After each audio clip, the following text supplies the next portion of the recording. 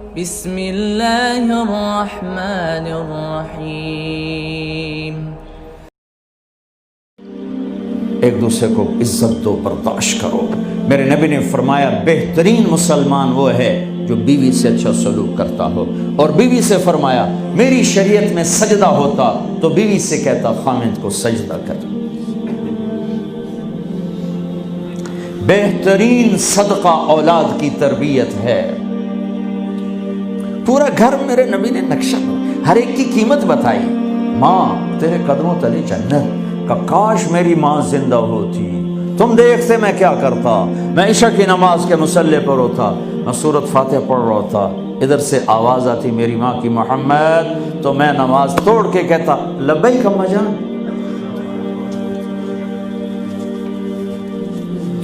باپ کا تیرے جنت کا دروازہ ہے، باپ تیری جنت کا دروازہ ہے، کھولنا توڑنا نہیں، کھولنا توڑنا نہیں۔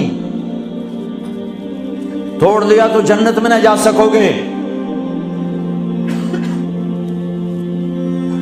سب سے بہترین مسلمان جو بیوی سے اچھا سلوک کرے، سب سے بہترین عورت جو اپنے خامند کی منشا کو دیکھے۔ پھر آپ نے ایک عجب بات فرمائی جو معاشرے میں بہت بوجھ بنتا ہے جس کا، ہاں بھائی تمہیں ایسا صدقہ بتاؤں جس سے بڑھ کے کوئی صدقہ نہیں، تمہیں ایسا صدقہ بتاؤں جس سے بڑھ کے کوئی صدقہ نہیں۔ انہوں نے کہا جی کیا؟ کہ الابنۃ المردودہ، جس کی بیٹی کو طلاق ہو گئی یا بیوہ ہو گئی اور گھر واپس آ گئی ماں باپ کے، یا ماں باپ نہیں ہے تو بھائی ہیں، وہ ایک بوجھ بنتی ہے ماں باپ پر بھی، اور بھائی تو ویسے ہی باغی ہو جاتے ہیں۔ میرے نبی نے فرمایا اس بچی پہ خرچ کرنا کائنات کا سب سے افضل صدقہ ہے۔ گھر، ایک گھر کیسے چلتا ہے؟ ہمارے ہاں پنجاب، سندھ، بلوچستان سرحد میں بہنوں کو وراثت میں کوئی حصہ نہیں ملتا، سب بھائی کھا جاتے ہیں۔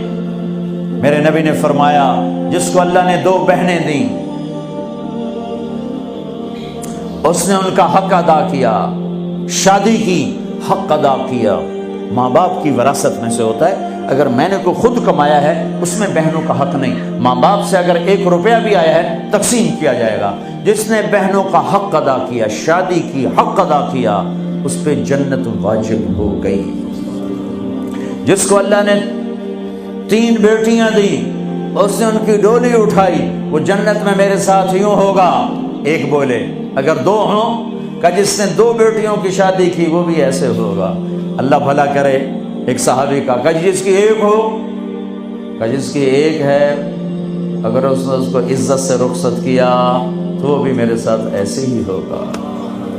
پھر کئی بچیوں کو طلاق پڑی ہے کہ اس کو بیٹا نہیں ہوتا۔ یہاں آنے سے پہلے کا واقعہ، پنڈی سے بچی رو رو برا حال اس کا، میں تو فون سنتا ہی نہیں ہوں ایسے کہ میرا تو کلیجہ پھٹ گیا ہے۔ ہے کہنے لگی کہ سسرال نے کہا تھا بیٹی ہوئی تو طلاق دے دیں۔ میں نے کہا اس میں میرا کیا قصور ہے، اور بیٹی ہی ہوئی اور مجھے طلاق پڑ گئی، اور میں گھر آ گئی 22 سال کی عمر میں۔ بیٹی دینے والا اللہ اور ظلم کرنے والا سسرال۔ میرے نبی کو اللہ نے بیٹے دے کے اٹھا لیے، قاسم اٹھا لیے، عبداللہ اٹھا لیے، ابراہیم اٹھا لیے۔ 4 بیٹیاں دی، 3 زندگی میں اٹھا لی، زینب، ام کلثوم، رقیہ، تینوں آنکھوں کے سامنے چلی گئیں۔ فاطمہ سے نسل چلی، آپ نے فرمایا لوگوں کی نسل بیٹے سے چلتی ہے، میری نسل میری بیٹی فاطمہ سے چلی۔ اس لعنت کو دھویا۔ عورت کا کیا قصور ہے اگر اس بیچاری کو بچیاں ہو رہی؟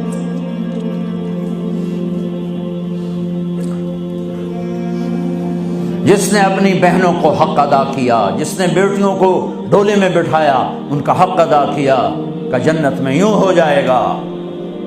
بہنوں کو دینا اتنا ضروری ہے، حرام ہو جاتی ہے روٹی۔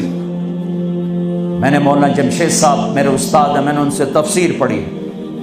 میں ایک دن شہد کی بوتل لے کر گیا، پرانی بات ہے 76-77۔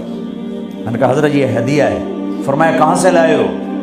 کہ میرے اپنے باپ کا ہے۔ فرمایا تیرے باپ نے اپنی بہنوں کو تیرے باپ نے اپنی بہن یعنی میری پھوپھیوں کو، تیرے باپ نے اپنی بہنوں کو زمین میں سے حصہ دیا تھا؟ یہ سوال کیوں کیا؟ 10 روپے کی شہد کی بوتل تھی اس وقت، کہ اگر دیا تھا تو یہ میں لے لوں گا، اگر نہیں دیا تو پھر یہ حرام ہے، میں نہیں لوں گا، یہ مطلب تھا۔